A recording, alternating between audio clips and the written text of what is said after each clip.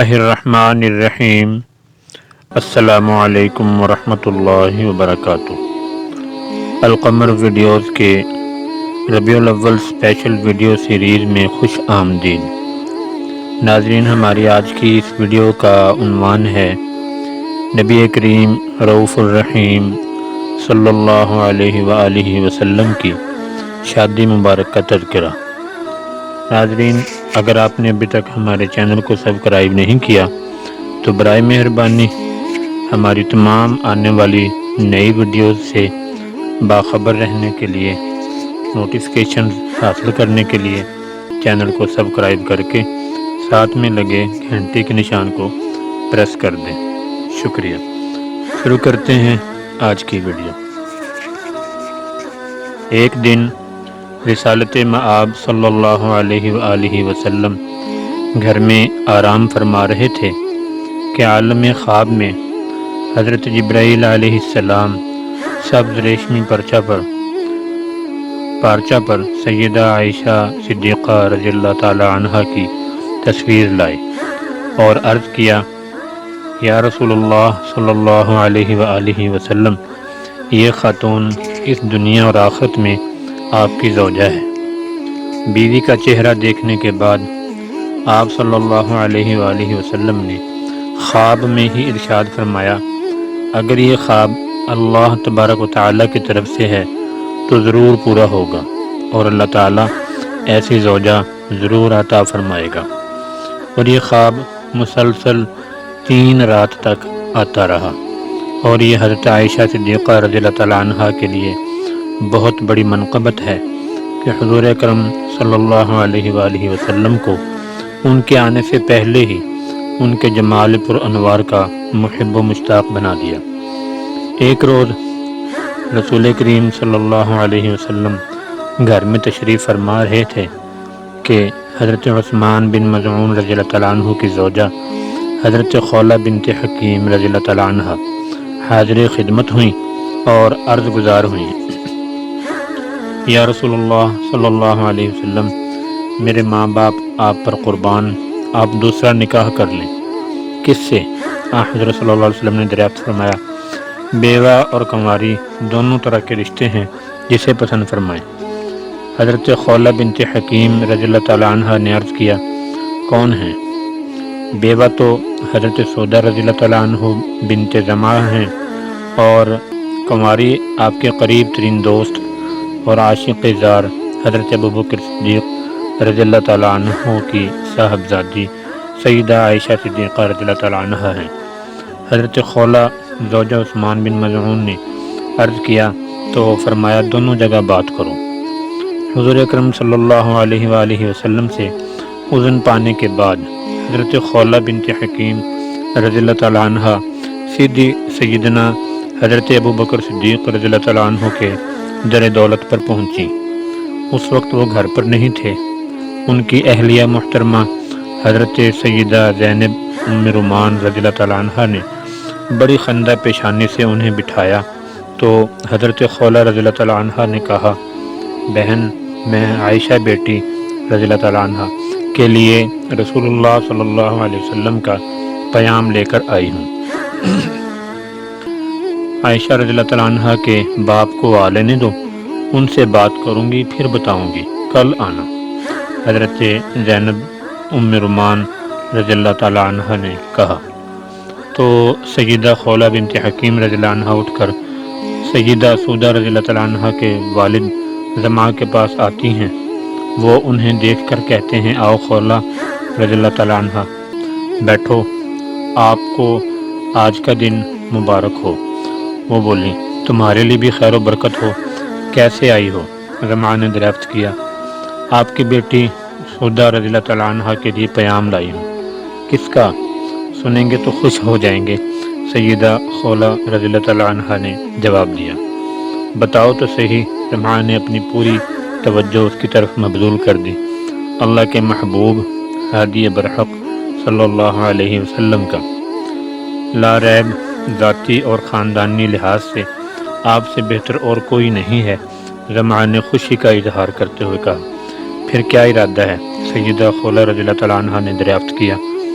ذاتی طور پر مجھے قطعاً اعتراض نہیں، لیکن سودا رضی اللہ تعالیٰ عنہ کی مرضی دریافت کر لو۔ زمان نے مشورہ دیا تو وہ اٹھ کر ان کے پاس چلی گئی۔ انہوں نے سیدہ خولہ رضی اللہ تعالیٰ عنہ کو دیکھا تو بڑی محبت سے بٹھایا۔ کیسے آئی ہیں؟ انہوں نے دریافت کیا۔ رسول اللہ صلی اللہ علیہ وآلہ وسلم تم سے شادی کرنا چاہتے ہیں، کیا مرضی ہے؟ سنا تو اپنی سماعت پر یقین نہ آیا کہ اس عمر میں، جبکہ عمر مبارک 50 سال ہے۔ دوسرے دن حضرت خولہ بنت حکیم رضی اللہ تعالیٰ عنہ دوبارہ سیدنا حضرت ابو بکر صدیق رضی اللہ تعالیٰ عنہ کے گھر گئیں۔ وہ منتظر تھے۔ جب وہ بیٹھ گئیں تو گویا ہوئے، خولہ رضی اللہ تعالیٰ عنہ، مجھے تمہارے توسط سے حضور اکرم صلی اللہ علیہ وآلہ وسلم کا پیغام ملا ہے۔ میرا جو تعلق آپ صلی اللہ علیہ وسلم سے ہے، اس کی روشنی میں کیا یہ جائز ہے؟ عائشہ رضی اللہ تعالیٰ عنہ تو رسول اللہ صلی اللہ علیہ وسلم کی بھتیجی ہیں۔ میں حضور اکرم صلی اللہ علیہ وسلم سے اس ضمن میں بات کروں گی، پھر اطلاع دوں گی۔ حضرت خولہ بنت حکیم رضی اللہ تعالیٰ عنہ نے کہا اور اٹھنے لگیں تو حضرت ابو بکر صدیق رضی اللہ تعالیٰ عنہ نے فرمایا، ایک اور بات ہے۔ وہ کیا ہے؟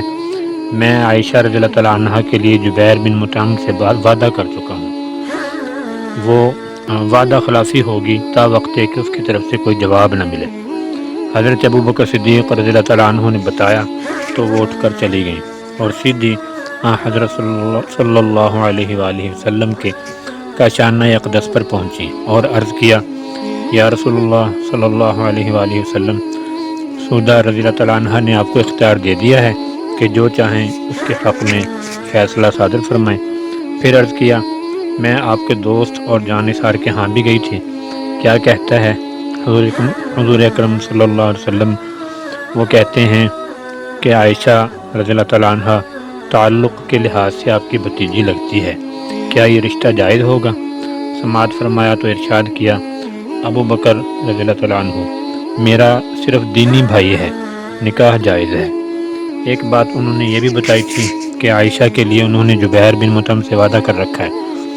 ٹھیک ہے، حضور اکرم صلی اللہ علیہ وسلم نے ارشاد فرمایا، اور پھر حضرت سیدہ سودہ بنت زمعہ سے شادی ہو گئی، جنہوں نے اپنے آقا و مولا صلی اللہ علیہ وسلم کی بیٹیوں کی اپنی اولاد سے بڑھ کر دیکھ بھال کی۔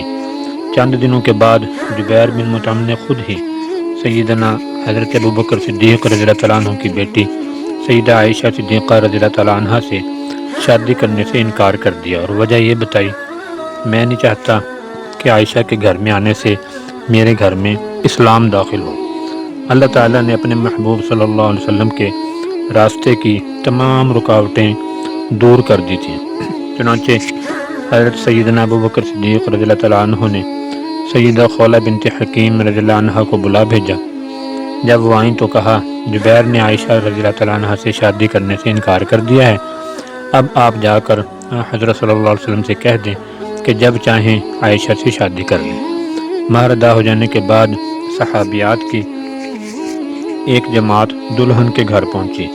سیدہ عائشہ صدیقہ رضی اللہ تعالیٰ عنہ کو دلہن بنایا گیا اور پھر اس کمرے میں لایا گیا جہاں انصار کی عورتیں منتظر تھیں۔ انہوں نے بڑی محبت اور خوشی سے دلہن کا استقبال کیا اور کہا، تمہارا آنا بخیر و ببرکت اور نیک فال ہو۔ تھوڑی دیر کے بعد رحمت للعالمین سرور کونین صلی اللہ علیہ وسلم بھی تشریف لے آئے۔ اس شادی میں سیدہ عائشہ صدیقہ رضی اللہ تعالیٰ عنہ کی سہیلی حضرت اسماء رضی اللہ تعالیٰ عنہ بنت یزید بھی شامل تھیں۔ فرماتی ہیں، اس وقت آپ صلی اللہ علیہ وسلم کی ضیافت کے لیے دودھ پیش کیا گیا۔ حضور صلی اللہ علیہ وسلم نے پیالہ سے تھوڑا سا دودھ پیا اور پھر پیالہ حضرت عائشہ صدیقہ رضی اللہ تعالیٰ عنہ کی طرف بڑھا دیا۔ وہ شرمانے لگیں۔ میں نے کہا، رسول اللہ صلی اللہ علیہ وسلم کا عطیہ واپس نہ کرو۔ پھر انہوں نے شرماتے شرماتے لے لیا اور ذرا سا پی کر رکھ دیا۔ رسول اکرم صلی اللہ علیہ وسلم نے فرمایا، اپنی سہیلیوں کو دو۔ انہوں نے کہا، یا رسول اللہ صلی اللہ علیہ وسلم، ہم کو اشتہا نہیں۔ فرمایا، جھوٹ نہ بولو، آدمی کا ایک جھوٹ لکھا جاتا ہے۔ اور پھر سیدہ عائشہ صدیقہ رضی اللہ تعالیٰ عنہ کی رخصتی ہو گئی۔ یہ شوال کا مہینہ اور سن ہجری کا دوسرا سال تھا۔ ام المؤمنین سیدہ حضرت عائشہ صدیقہ رضی اللہ تعالیٰ عنہ جب میکے سے رخصت ہو کر حرم نبوی میں رونق افروز ہوئی تو رہائش کے لیے آپ کو جو حجرہ ملا وہ مسجد نبوی سے متصل تھا۔ اس گھر کا دروازہ بجانب مسجد تھا اور ام المؤمنین سیدہ سودہ رضی اللہ تعالیٰ عنہ جس گھر میں مکین تھیں اس کا دروازہ بجانب آل عثمان تھا۔ اس وقت تک صرف 2 ہی حجرے تعمیر ہوئے تھے۔ حضور اکرم صلی اللہ علیہ وسلم کی دونوں صاحبزادیاں سیدہ حضرت ام کلثوم اور سیدہ حضرت فاطمہ رضی اللہ تعالیٰ عنہ سیدہ ام المؤمنین حضرت سودہ بنت زمعہ کے ساتھ رہتی تھیں۔ ایک دن حضور صلی اللہ علیہ وآلہ وسلم تشریف فرما تھے کہ سیدہ عائشہ صدیقہ رضی اللہ تعالیٰ عنہ نے بچیوں کی شادی کا ذکر چھیڑ دیا اور عرض کیا، یا رسول اللہ صلی اللہ علیہ وآلہ وسلم، بچیاں اس قابل ہیں کہ ان کی شادی کر دی جائے، ایک تجویز ہے کیا؟ آپ صلی اللہ علیہ وسلم نے ارشاد فرمایا، کیوں نہ سیدہ فاطمہ رضی اللہ تعالیٰ عنہ کی شادی حضرت علی رضی اللہ تعالیٰ عنہ سے کر دی جائے۔ حضور صلی اللہ علیہ وسلم نے سماعت فرمایا تو بہت خوش ہوئے۔ چوتھی بیٹی سیدہ ام کلثوم تھیں، ان کی اس وقت عمر 20 سال تھی۔ ان کی بڑی ہمشیرہ سیدہ رقیہ رضی اللہ تعالیٰ عنہ جو سیدنا حضرت عثمان غنی رضی اللہ تعالیٰ عنہ کے حبالہ عقد میں تھیں، 2 ہجری میں وصال پا چکی تھیں۔ ایک روز ام المؤمنین رضی اللہ تعالیٰ عنہ نے اپنے آقا و مولا صلی اللہ علیہ وسلم سے عرض کیا، حضرت عثمان رضی اللہ تعالیٰ عنہ کے بارے میں کیا خیال ہے؟ کس بارے میں؟ رسول اللہ صلی اللہ علیہ وسلم نے دریافت فرمایا، ام کلثوم کی اگر ان سے شادی کر دی جائے۔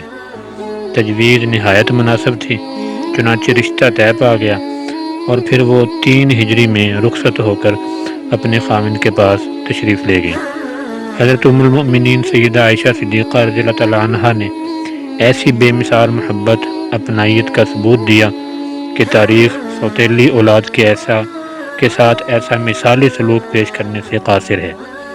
ایک مرتبہ سیدہ عائشہ صدیقہ رضی اللہ تعالیٰ عنہ نے عرض کیا، یا حبیب اللہ صلی اللہ علیہ وسلم، نکاح میں عورت کی رضامندی لازمی ہے، لیکن کنواری لڑکیاں شرم سے اظہار نہیں کرتی۔ ارشاد فرمایا، اس کی خاموشی ہی اس کی اجازت ہے۔ ایک دن رسول اللہ صلی اللہ علیہ وسلم سے عرض کیا، فدا کا ابی و امی یا محبوب اللہ صلی اللہ علیہ وسلم، اس مسئلہ میں حکمت عطا ہو کہ دوسرے دینی فرائض کی طرح جہاد بھی عورتوں پر واجب ہے۔ ارشاد فرمایا، اے عائشہ رضی اللہ تعالیٰ عنہ، عورتوں کے لیے حج ہی جہاد ہے۔ اسی طرح ایک مرتبہ حضور اکرم صلی اللہ علیہ وسلم سے پوچھا، کیا کفار و مشرکین کے نیک اعمال کا انہیں آخرت میں کوئی اجر ملے گا؟ ام المؤمنین سیدہ عائشہ صدیقہ رضی اللہ تعالیٰ عنہ کے سوال کا حضور صلی اللہ علیہ وآلہ وسلم نے جواب مرحمت فرمایا، ایمان باللہ اور ایمان بالآخرت کے بغیر کوئی نیک عمل قابل قبول اور لائق جزا نہیں۔ رسول اللہ صلی اللہ علیہ وآلہ وسلم سے صحابہ کرام رضوان اللہ تعالی علیہ مجمعین نے پوچھا، آپ کے نزدیک سب سے زیادہ محبوب کون ہے؟ فرمایا، عائشہ رضی اللہ تعالیٰ عنہ۔ عرض کیا، مردوں میں سے؟ ارشاد فرمایا، ان کے والد۔ جب تک حضور اکرم صلی اللہ علیہ وآلہ وسلم کی طرف ازواج مطہرات سیدہ عائشہ صدیقہ رضی اللہ تعالیٰ عنہ اور سیدہ سودہ رضی اللہ تعالیٰ عنہ تھیں تو آپ صلی اللہ علیہ وسلم باری باری ہر ایک بیوی کے پاس شاباش ہوتے تھے۔ جب وقت گزرنے کے ساتھ اور ازواج مطہرات بھی آ گئیں تو پھر سب کے لیے باری مقرر تھی۔ حضرت سودہ بنت زمعہ رضی اللہ تعالیٰ عنہ عمر رسیدہ تھی، انہوں نے اپنی باری کا دن اپنے محبوب صلی اللہ علیہ وسلم کی خوشنودی اور رضا کے لیے حضرت عائشہ صدیقہ رضی اللہ تعالیٰ عنہ کو دے دیا تھا۔ اس کے بعد آپ صلی اللہ علیہ وسلم 2 دن سیدہ عائشہ صدیقہ رضی اللہ تعالیٰ عنہ کے پاس رہتے اور ایک دن دوسری ازواج کے ساتھ گزارتے تھے۔ محبت کی شرح بڑی عجیب ہے، اس میں اگر کبھی ناراضگی بھی ہو جائے تو وہ بھی محبت ہی ہوتی ہے۔ سیدہ عائشہ صدیقہ رضی اللہ تعالیٰ عنہ کے ساتھ ایسا ناز و نیاز تھا جیسا کہ محب اور محبوب کے درمیان ہوتا ہے، اور وہ جو چاہتی تھیں بلا جھجک عرض کر دیتی تھیں۔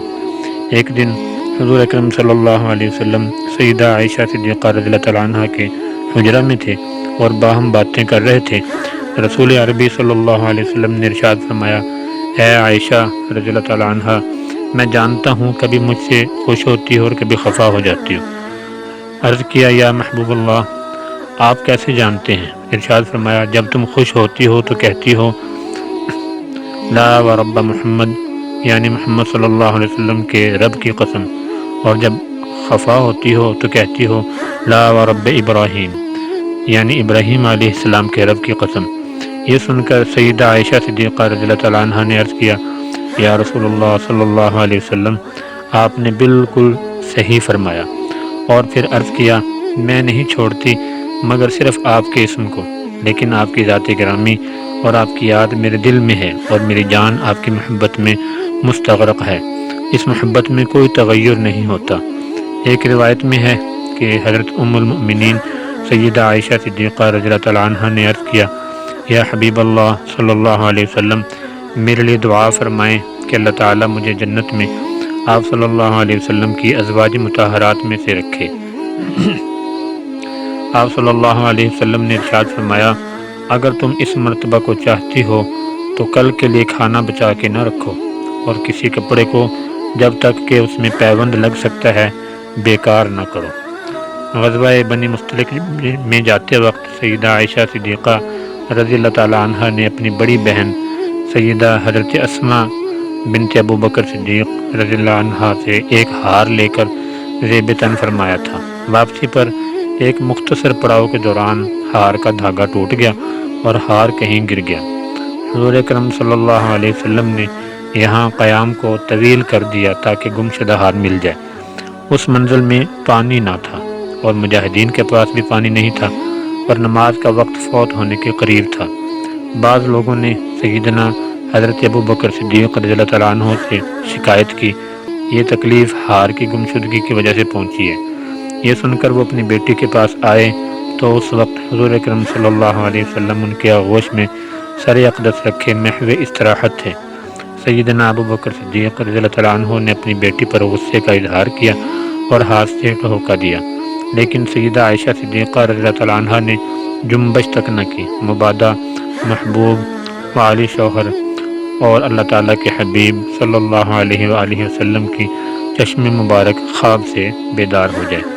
صبح ہو گئی، پانی موجود نہ تھا کہ وضو کر کے فریضہ نماز ادا کرتے۔ اس وقت اللہ تعالیٰ نے آیت تیمم نازل فرما دی اور لشکر اسلام نے صبح کی نماز تیمم کر کے پڑھی۔ اس کے بعد جب اونٹ کو اٹھایا گیا تو ہار اونٹ کے نیچے سے برآمد ہوا۔ گویا اس میں یہی حکمت الہی تھی کہ شریعت کے احکام میں مسلمانوں کے لیے آسانی اور سہولت مہیا کی جائے۔ دوستو، ویڈیو آپ کو کیسی لگی؟ کمنٹ سیکشن میں اپنے خیالات کا اظہار ضرور فرمائیں۔ ویڈیو کو لائک اور شیئر کرنا مت بھولیں۔ چینل کو سبسکرائب کر لیجئے۔ اپنا بہت سا خیال رکھیے۔ ملتے ہیں انشاءاللہ بہت جلد نیکسٹ ویڈیو میں۔ تب تک کے لیے اجازت۔ اللہ حافظ۔ السلام علیکم ورحمۃ اللہ وبرکاتہ۔